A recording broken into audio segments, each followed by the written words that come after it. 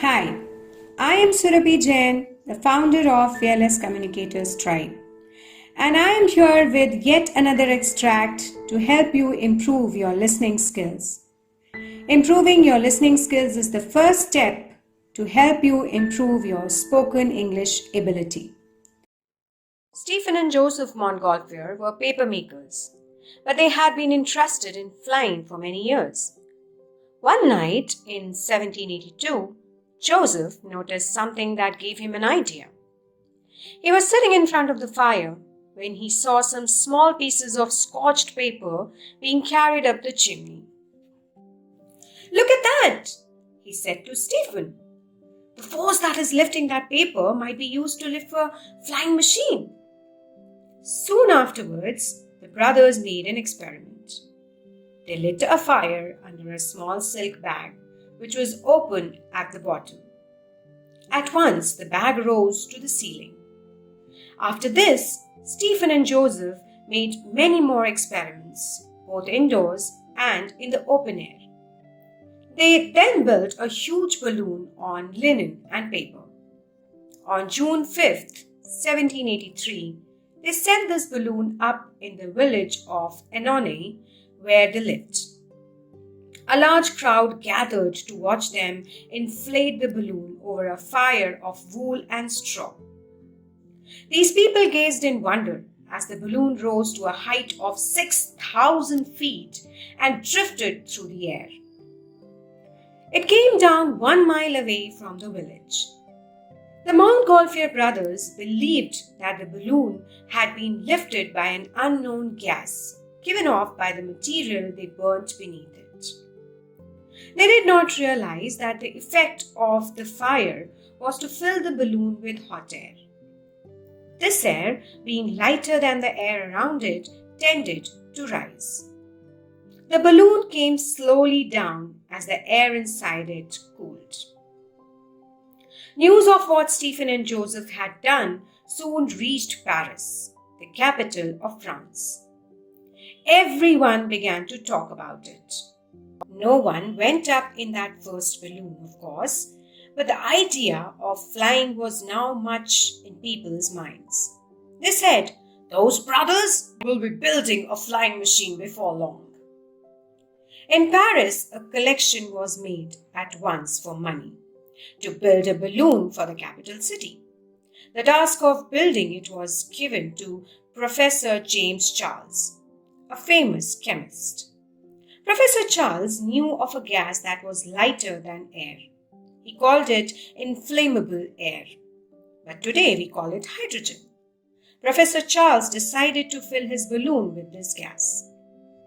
On August 26, 1783, 11 weeks after the Montgolfier brothers' balloon has made its first ascent, the hydrogen balloon was taken by cart at dead of night to a park in the center of Paris. A little procession went with it, lighting the way with torches.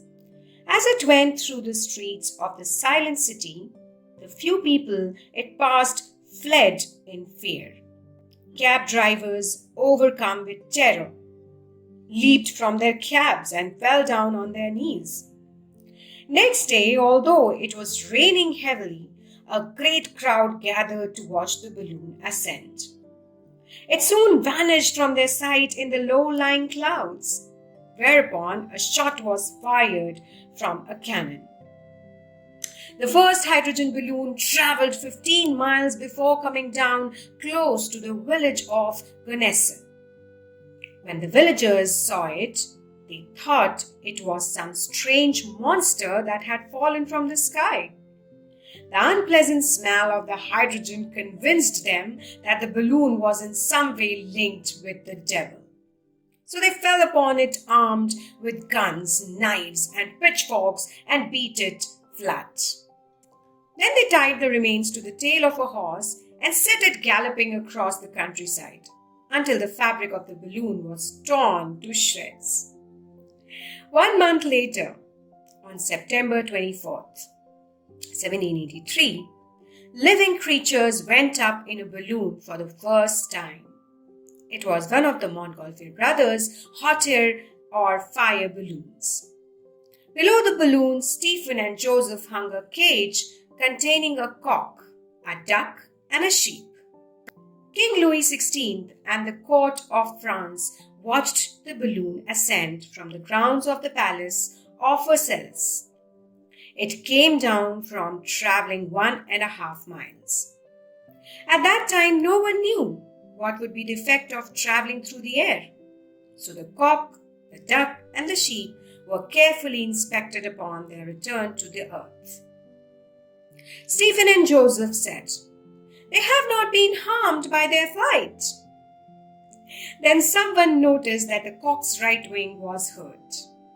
10 witnesses came forward at once to say it. It had been kicked by the sheep half an hour before the flight, but some people refused to believe them. "It was flying and did the damage," they said.